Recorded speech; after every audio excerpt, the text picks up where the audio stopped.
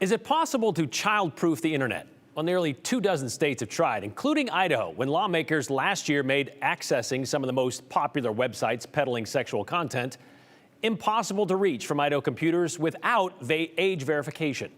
Users wanting access might have to show their driver's license or offer up some sort of financial information or other personal identifying data, which would then put it in the hands of a private company. And that was a problem, as you can imagine, for the users and the websites, which is why you might remember in July of 2024, Pornhub decided to pull out of Idaho and those other states. Logging on would just land you in front of this video explaining the situation. They didn't want to put your privacy at risk, they told you, and they also didn't want you going elsewhere to find it. But as you can imagine, lawyers got involved, and a case out of Texas ended up in the U.S. Supreme Court. Today, justices heard oral arguments, and so did Hunter Funk, to see if they might be leaning toward reversing a law like Idaho's.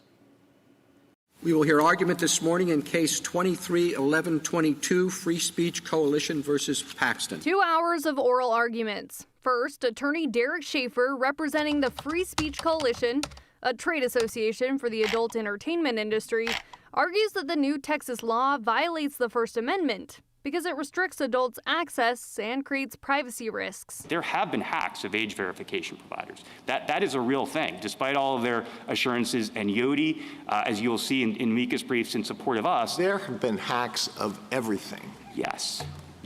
And that is exactly why age verification has an inherent chill to it. Everyone knows what Your Honor just said.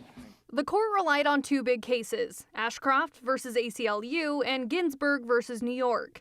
In Ashcroft versus ACLU, the court deemed it unconstitutional to prevent children from accessing harmful material online because it violated the First Amendment. But the justices argued that was 20 years ago and technology has changed. The iPhone was introduced in 2007 and Ashcroft was decided in 2004. I mean, kids can get online porn through gaming systems, tablets, phones, computers.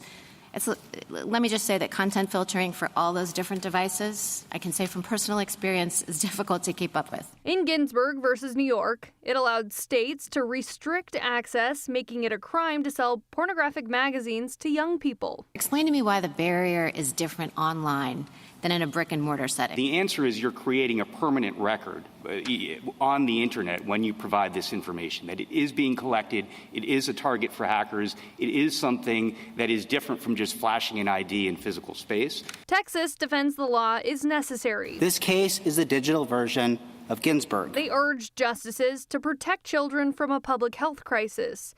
And leaving it to the parents to control isn't working. We've tried content filtering for decades, and the problem has only gotten worse. Now, one of the biggest debates today is what free speech standard should apply. Several justices say they would vote to uphold the Texas law, but may send it back to the Fifth Circuit Court for a second hearing. Now, on the other hand, justices noted age verification rules are common for online gambling and buying alcohol or tobacco online. So that's kind of one of the big things that they went back and forth with.